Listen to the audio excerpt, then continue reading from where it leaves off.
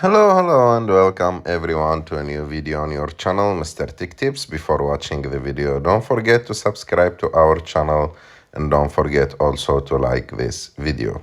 In today's video, I will show you how to rename a saved place on Google Maps. So, first of all, we will go and open Google Maps. We will go to the saved list place, which is, you should click on U on the list on the bottom of the screen and go, for example, to favorites.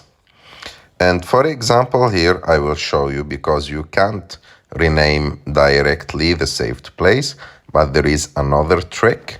So you click on the pen next to the saved place.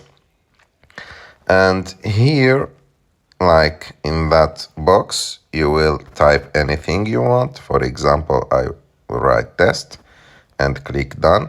And below the name of that place, as you can see, the word that I wrote test appeared. So like that, if you want to write anything about any place and remember it, you can put it there, because you can't rename it directly from Google Maps.